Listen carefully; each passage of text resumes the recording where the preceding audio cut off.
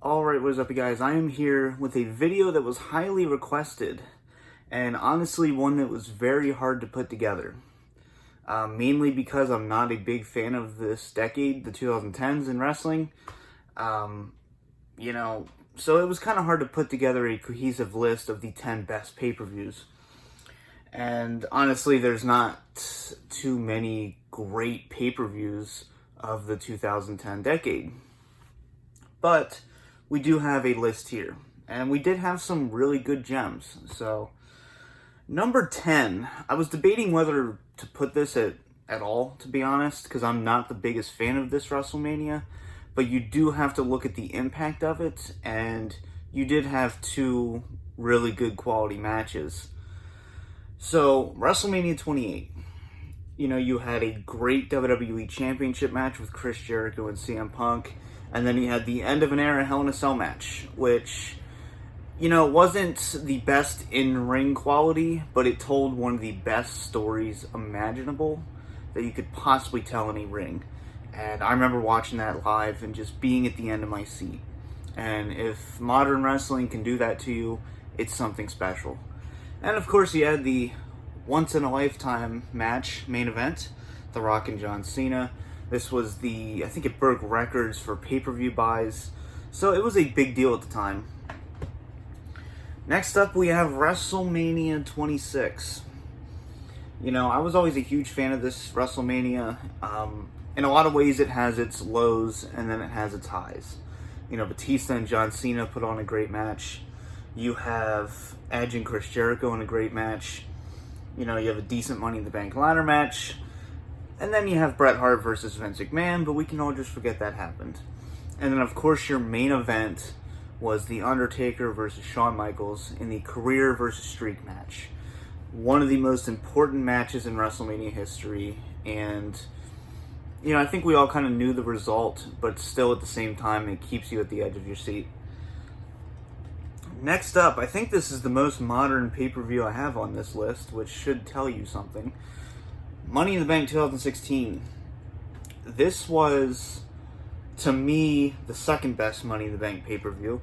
You had John Cena and AJ Styles. You had a great Money in the Bank ladder match with Chris Jericho, Kevin Owens, Sami Zayn, Cesaro, Dean Ambrose, and Del Rio. And then we have, of course, your main event, which was Roman Reigns versus Seth Rollins. And I'm not the biggest Shield fan, but to have all three Shield members as world champion all in the same night, that's just good storytelling. So it's crazy to look back and realize that all three of them were champions in the same night.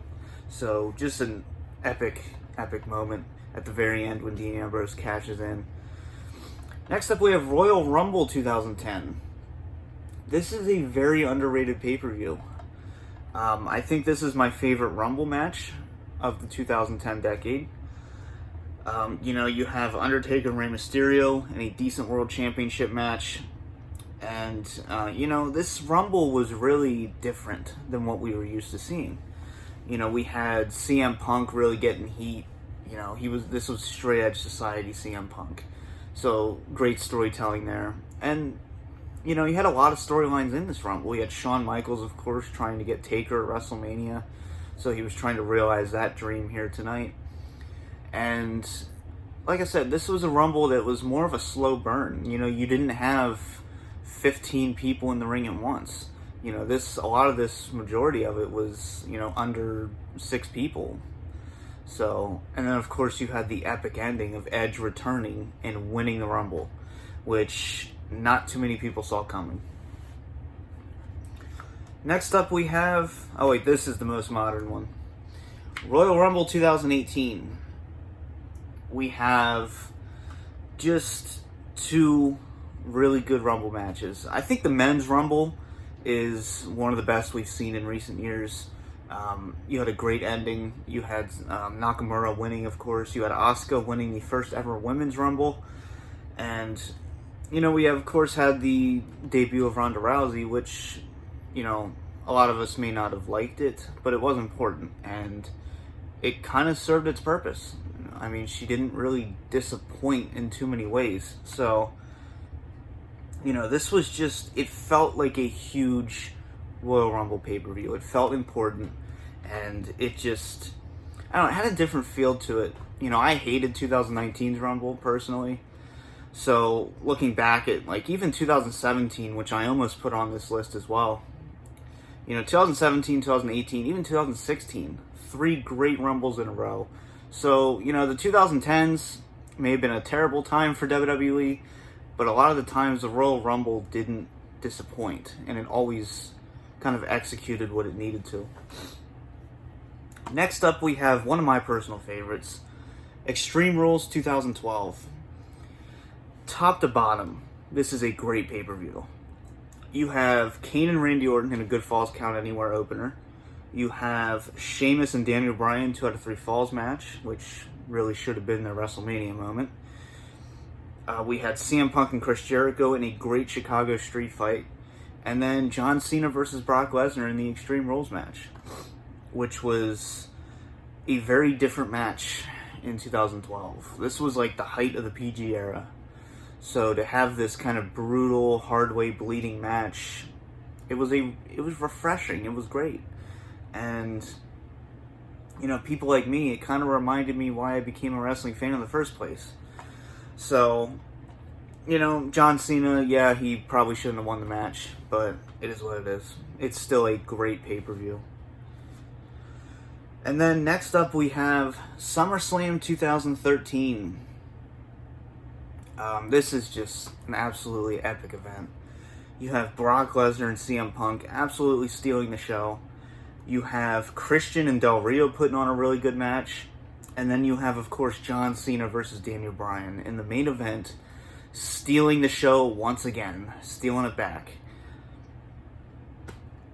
It was just one of those matches that you knew you always wanted, weren't quite sure you would ever get, and we got the right result. Daniel Bryan won clean here, and of course we had the Triple H heel turn to start this authority storyline that would go all the way to WrestleMania 30, and even beyond that. But this is just, it's one of those pay-per-views that defies modern wrestling in a lot of ways. Okay, top 3. Number 3, we have WrestleMania 30. This is one of those WrestleManias that feels like a WrestleMania. Because there's a lot of WrestleManias that just don't feel like it. Like WrestleMania 9 or WrestleMania 11, WrestleMania 2. No, WrestleMania 30 showed you why WrestleMania is the biggest wrestling event of the year. You had Hulk Hogan, Stone Cold, and The Rock coming out immediately to start the show out. You had a great opener with Daniel Bryan and Triple H.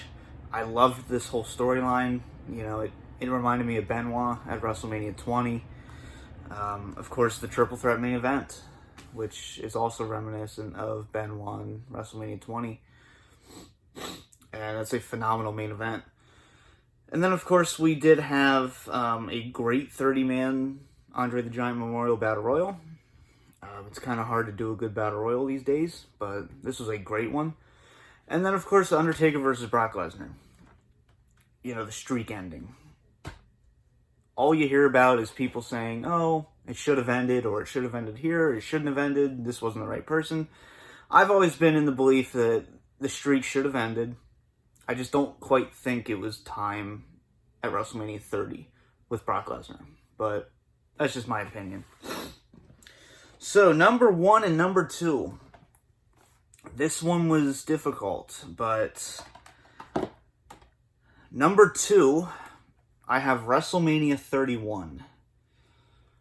This one was, I think, better than WrestleMania 30, and I think this is the best WrestleMania we've had in a long time. This is by far the best WrestleMania of the decade. It's just top to bottom. Every match had a purpose. Every match had quality, and every match felt important. You had, John Cena and Rusev in a great U.S. title match. You had a great ladder match to open up the show with Daniel Bryan winning the Intercontinental title, which is awesome. You had, Undertaker and Bray Wyatt. The match may not have been great and phenomenal, but I thought the build was actually pretty cool. You had Sting versus Triple H. I know that a lot of people question the booking, but here's my thing with that match. They were building up towards Triple H versus The Rock at WrestleMania 32, so Triple H had to win. That's the reason why this happened the way it did. And Sting also thought it would be his final match, so he didn't mind giving the nod to Triple H. But, that match is more just fun than it is quality. It's epic to see NWO and DX in the ring at the same time. It just is. And then, of course, your main event, Brock Lesnar and Roman Reigns, everyone was shitting on this match, including me. And then it turned out to be a great main event. And then to top it off, we had the heist of the century, Seth Rollins cashing in Money in the Bank to, win the WWE title. So, number one, obviously you know what it is. Capital Punishment 2011? Yeah, 2011. You have John Cena up front there. You had, great poster artwork with Obama, Rey Mysterio, and John Cena. Great pay-per-view. Number one, the real number one. Money in the Bank 2011. I put a poll up on YouTube because I honestly couldn't decide WrestleMania 31 or Money in the Bank 2011. I honestly couldn't decide. So, the majority did pick Money in the Bank 2011, and I think I agree. I think I do. You had Randy Orton versus Christian in this phenomenal rivalry. You had two really good Money in the Bank ladder matches. And then, of course, you had a little thing called the Summer of Punk. I stopped watching wrestling in 2010 because it was so bad. I just couldn't do it anymore. CM Punk in 2011 brought me back and intrigued me for the first time in years, wrestling-wise. So, this whole rivalry, this whole storyline, John Cena versus CM Punk, it was bigger than just that match. But this match perfectly encapsulated what it meant to be a CM Punk fan at the time. Nobody thought he would win. The contract was up that night, and, you thought no way in hell CM Punk was actually going to leave champion. Well, he did. And the first Dave Meltzer 5-star match in years, I think since 1997. I think WrestleMania 13 was the last 5-star match for WWE. I know some people don't care about Meltzer, but, I do believe this is a 5-star match. I wouldn't disagree. So, just this perfect storyline, and I mean perfect storyline. This will forever go down as the greatest pay-per-view of the decade. Not only that, but one of the greatest pay-per-views of all time. So, let me know your list down below and your thoughts. For now, this has been the DVD Freak. Peace out.